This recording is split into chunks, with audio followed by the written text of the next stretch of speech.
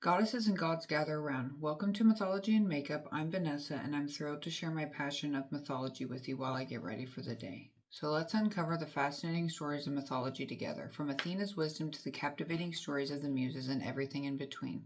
So grab your brushes and a mirror, and let's unleash the beauty and magic within. Happy Saturday, everyone. I hope you all are having an amazing day. Last week I left off with the story of Osiris, and so we're going to jump back into it. When I left off last week, Isis was on her way back to Egypt with the chest that contained Osiris's body. So when she got back, with the help of Nephthys, Isis brought back Osiris with the help of some magic and was able to conceive a son. And when Set found out about this, he was pissed. He threw Isis in prison, but she was able to escape with the help of Anubis. She went to the swamps and hid. She lived like a peasant during that time, and she also gave birth to her son, Horus the hawk. Horus was raised in hiding so that Set wouldn't find out about him and kill him, because then that means Osiris has an heir to the throne, and that he would have to give up the throne and blah, blah, blah, blah, all that fun stuff. While they lived in the swamps, Horus was stung by a scorpion, bitten by many beasts. He just suffered a lot as a child. Often, Osiris would appear to Horus and tell him about the art of war to prepare him for the upcoming battle with his uncle Set. As Horus grew up, he became a handsome young general. And Set eventually found out about Horus and that Isis had the chest that contained Osiris's body. So Set decided that at night he would hunt through the Nile to find the chest. And when he found the chest, he took Osiris's body out and chopped it up into 14 pieces and tossed it into the Nile. Now, when I was doing my research on this, it did not say where the chest was hidden and where Isis and Horus were at the time. Because in my head, I'm thinking wouldn't they just keep the chest with them at all times to protect it, But Set found it. So when Isis found out about this, she was devastated. She was like, again, a second time, my husband's body has been messed with. Could you not have just left him in the chest and you already trapped him in there and suffocated him to death? So, come on now. She found only 13 pieces of his body. Horus had learned the art of magic through his mother, so he was able to help with putting the body back together. But Osiris's junk was eaten by a fish. So Horus had to make a model of them. Sculpt his father's genitals and attach it back to the body. What a lovely time. What a lovely time.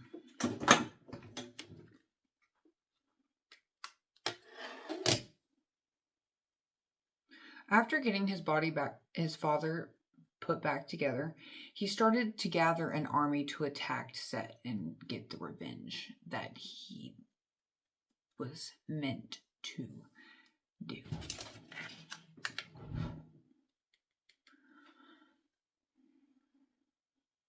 Since Set had started to rule over Egypt, the country had become barren. He was not doing the best job at being a king. He did not rule Egypt the same way as Osiris did. So, a lot of Set's followers left him and joined Horus. Horus fought for 3 days and 3 nights in hand-to-hand combat and defeated Set. Before Horus set out to defeat Set's friends and his other followers, the people that were still like cool with the dude, he left his mother Isis in charge of keeping an eye on Set. Like, he was in chains, he was all, a prisoner. So Horus was like, it's nothing, like, can't be that hard to keep an eye on him. But while Horus was away, Set was able to convince Isis to let him go. He was all, please free me. I'm so sorry for everything that I did. I won't do it again. I do apologize. I will leave you and your son alone and let you guys live your lives. When Horus got back from his little fighting that he had to do and his killing of the people, he saw what his mother had done and was so enraged that he just chopped her head off. Just sliced her head right off. The god Thoth, I think I'm pronouncing that right, but I'm probably not because I'm me. And pronouncing things is not my strong suit. Anyways, Thoth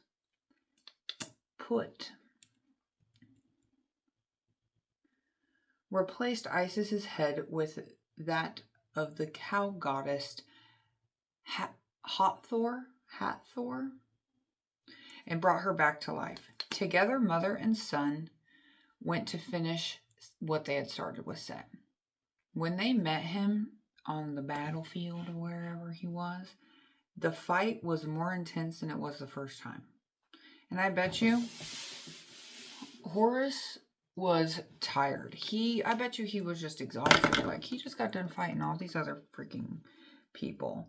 And now he has to go fight Set again, ugh. Set had managed to rip Horus's eye out, but Horus wrestled it back from him and finally drove Set into the Red Sea, killing him and trapping him there forever.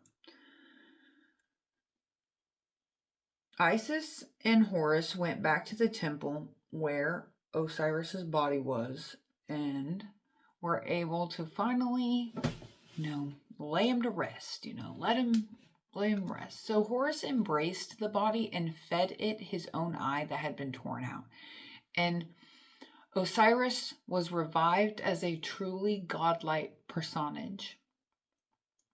Next, Horus built a ladder so that his father could ascend into heaven. When Osiris went into the sky with Isis and Nephthys by his side, the god sat in judgment on him, and with Thoth as his advocate, Osiris was declared to have lived a pure life. After Osiris went to the seat of judgment, where he was allowed to judge the souls of the dead. Horus was recognized as Osiris's legitimate son by the gods and was the rightful heir to the throne. And he sired 4 pure sons from whom the entire line of Egyptian pharaohs descended from.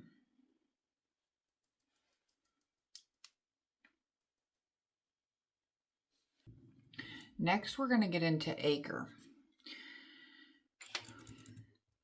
Aker is an earth and underworld god. Aker was first described as one of the earth gods who guarded the gate to the yonder sight. So he guarded the gate to the underworld, basically. He protected this deceased kings against the 3 demonic snakes. He would encircle himself around the king to protect them from the demonic poisonous breath of the snakes. Another earth god would join him from time to time, named Gab. In other prayers and spells, Aker is connected with the Set animal, but Set was a wind god and not an earth god, so that's kind of interesting on how they put the two together, because they're not the same god.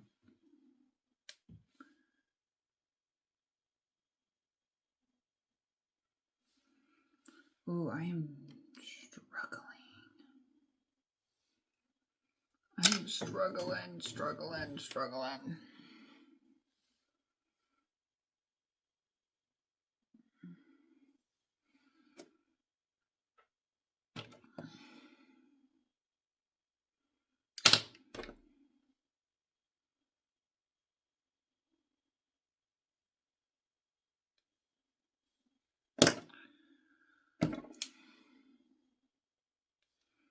Okay, let's try that again.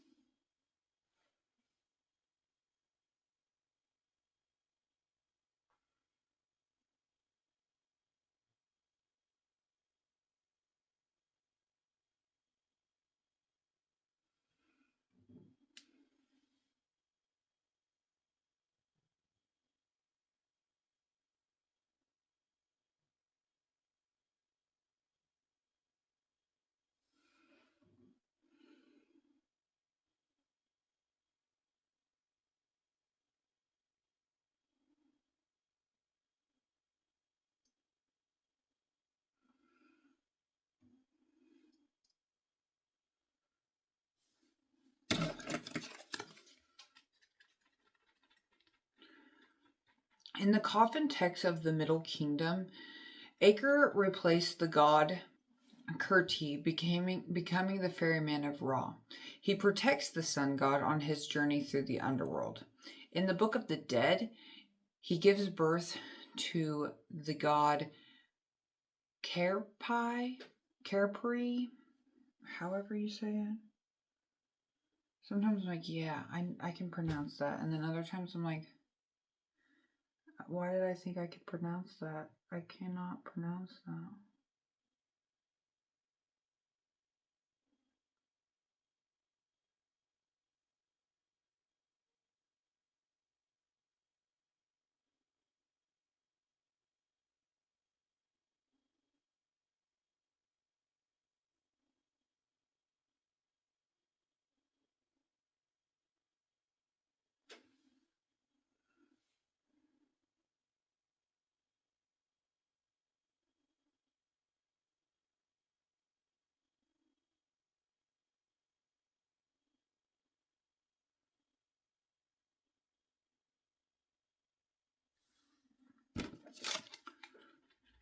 In other scenes of the underworld,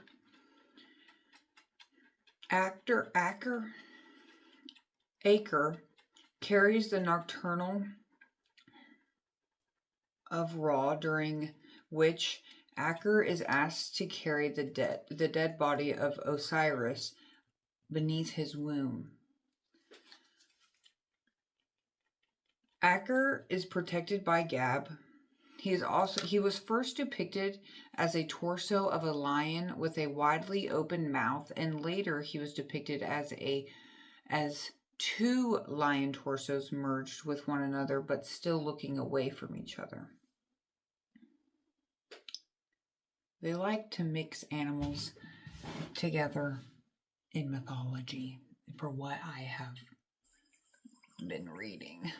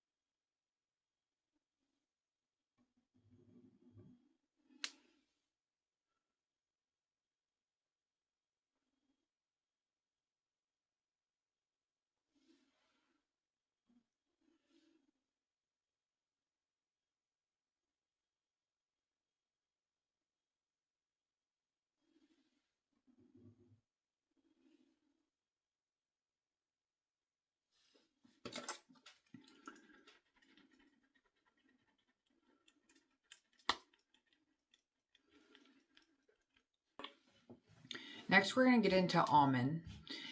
Amon is a major god who appears as a member of the Hermopolitanian god, which is a group consisting of 8 gods. I know I butchered that, but it's okay. It is okay. It's okay. He was known as the Hidden One and was thought to be a secret god with many aspects. He is shown as a man with either blue or red skin, wearing a headdress with 2 feathers. During the Middle Kingdom, he became linked to the king and was a protector of the royal family. I want to add another color to this. Maybe an orange. I think an orange would be cute.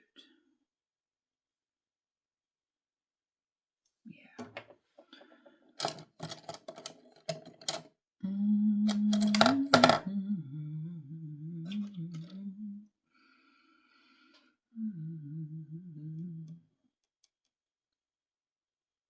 Like little dots of orange would be cute.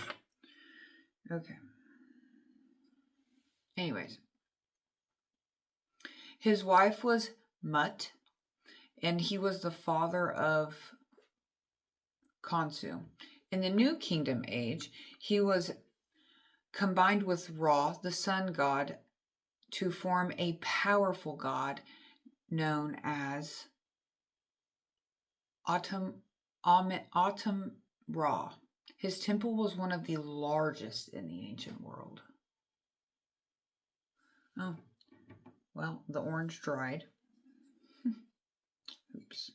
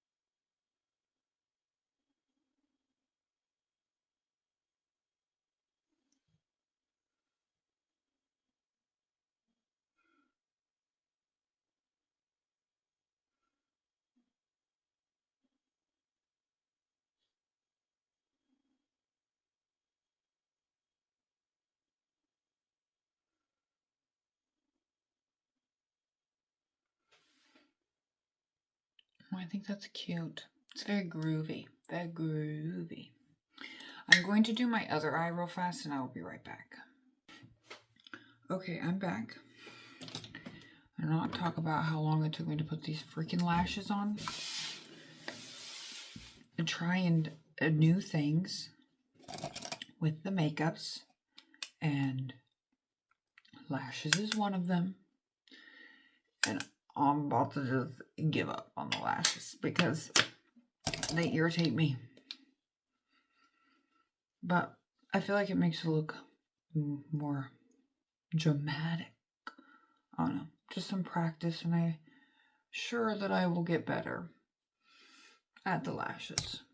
I am sure of it. But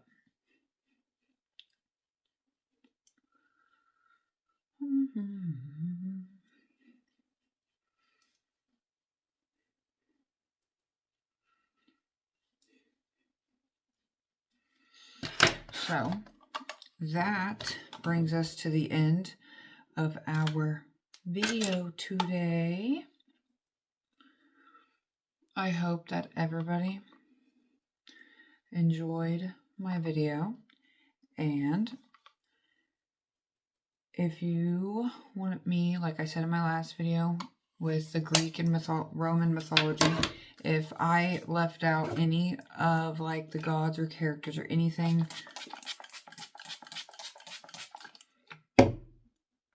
that anyone wants me to go over or go more in depth on, just leave a comment down below.